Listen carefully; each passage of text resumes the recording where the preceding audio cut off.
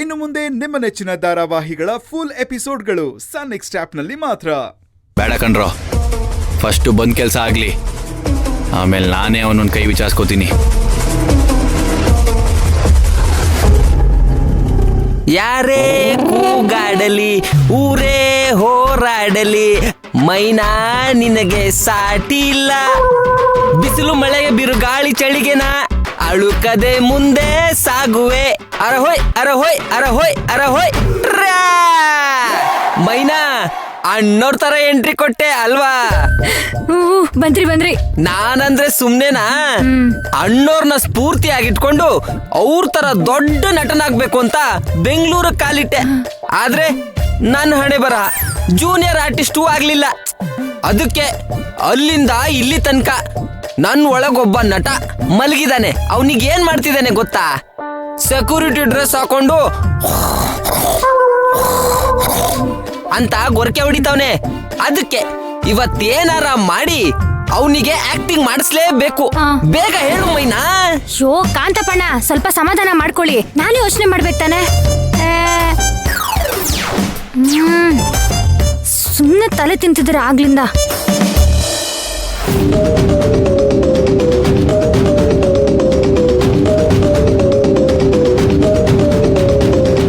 Sir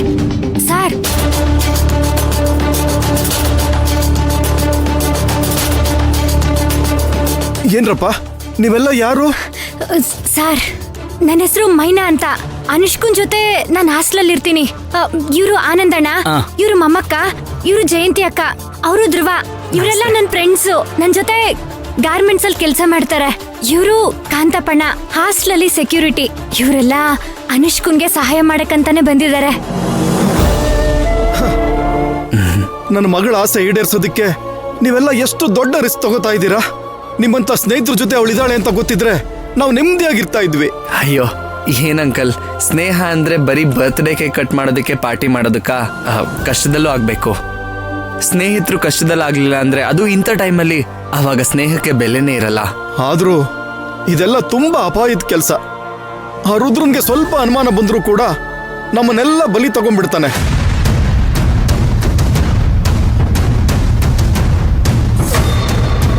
ನೋಡಿ, ನಿಮ್ಗೆಲ್ಲ ಕೈ ಮುಗಿದು ಕೇಳ್ಕೊಳ್ತೀನಿ, ನಮಗೋಸ್ಕರ ನೀವೆಲ್ಲ ತೊಂದರೆಗೆ ಸಿಹಾಕೊಳ್ಳೋದು ನನಗೆ ಸ್ವಲ್ಪನೂ ಇಷ್ಟ ಇಲ್ಲ.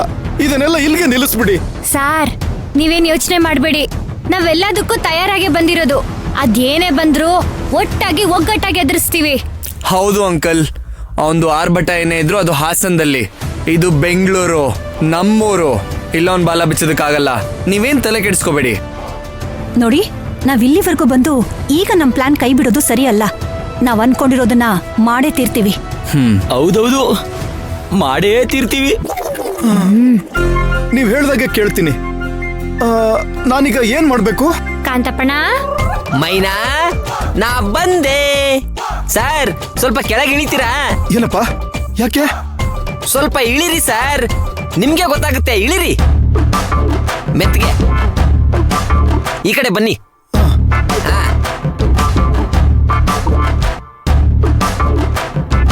ಏನ್ ಮಕ ನೋಡ್ತೀರಾ? ಹೊಚ್ಚಿ ಮಕ ಮುಚ್ಕೊಳ್ಳಿ. ಯಾಕ ಮೈನಾ ಮಕ ಮುಚ್ಚು ಅಂತ ಬೈತಾ ಇದೀಯಾ?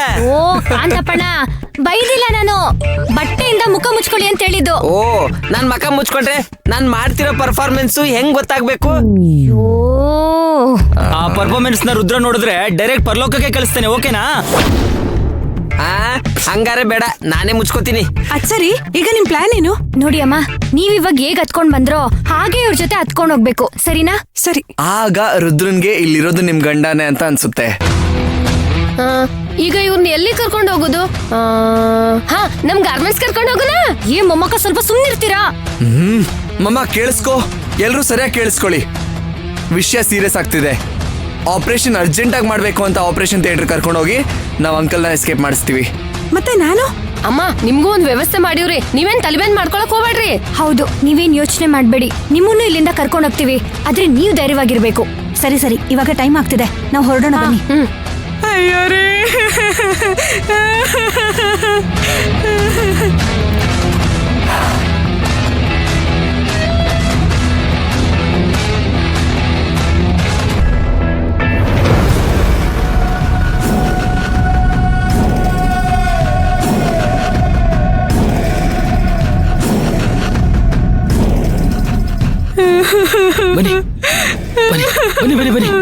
ಏಯ್ ಎಲ್ಲಿ ಕರ್ಕೊಂಡು ಹೋಗ್ತಾ ಇದೀರಾ?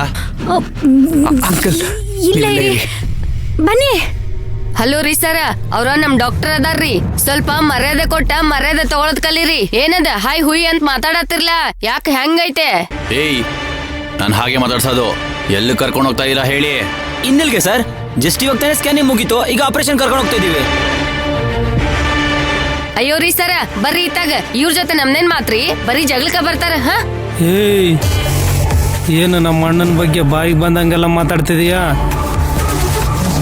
ಜಾಸ್ತಿ ಮಾತಾಡಿದ್ರೆ ಕುಯ್ದಾಕ್ಬಿಡ್ತೀನಿ ಅಷ್ಟೇ. Sir sir sir sir sir ಕ್ಷಮಿಸ್ಬಿಡಿ ಸರ್. ಏನೋ ನಮ್ ಸಿಸ್ಟರ್ ಗೊತ್ತಿಲ್ಲದೆ ಮಾತಾಡಿದ್ದಾರೆ, ದಯವಿಟ್ಟು ಅವ್ರನ್ನ ಕ್ಷಮಿಸ್ಬಿಡಿ. ನೀವು ಇದೇ ತರ ಗಲಾಟೆ ಮಾಡ್ತಾ ಇದ್ರೆ ಪೇಷಂಟ್ ಜೀವಕ್ಕೆ ಅಪಾಯ ಸರ್. ದಯವಿಟ್ಟು ಅವ್ರನ್ನ ಕಳ್ಸ್ಕೊಡಿ ಸರ್. ಏಯ್ ಬಿಟ್ ಕಳ್ಸರೋ. ಹೋಗಿ ಹೋಗಿ ಹೋಗಿ ಹೋಗಿ. ನಿಲ್ಸು.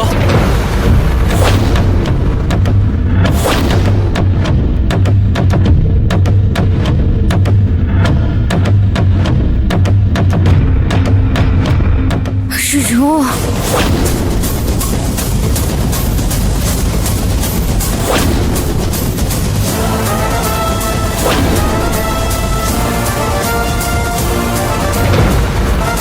ಅವನ್ ಮುಖ ಯಾಕೆ ಮುಚ್ಚಿದ್ದೀರಾ? ಅಯ್ಯೋ, ಇವಾಗ ಏನಾದ್ರೂ ಸಿಕ್ಕಾಕೊಂಡ್ರೆ ನಮ್ ಕತೆ ಮುಗೀತು. ಆ ಥರ ಏನೂ ಆಗಲ್ಲ, ಜಯಂತಿ ಎಲ್ಲ ಮ್ಯಾನೇಜ್ ಮಾಡ್ಕೊಳ್ತಾಳೆ. ಸರ್, ಮುಖ ಮುಚ್ಚಿಟ್ರೆ ಸಿನಿಮಾದಲ್ಲಿ ತೋರ್ಸೋ ಥರ ಡೆಡ್ ಬಾಡಿ ಅನ್ನೋದು ಒಂದೇ ಅರ್ಥನಾ? ಇಲ್ಲ ಮುಖ ಮುಚ್ಚಿದ ತಕ್ಷಣ ಪೇಷಂಟ್ ಮುಖ ಏನಾದ್ರೂ ಚೇಂಜ್ ಆಗ್ಬಿಡತ್ತಾ?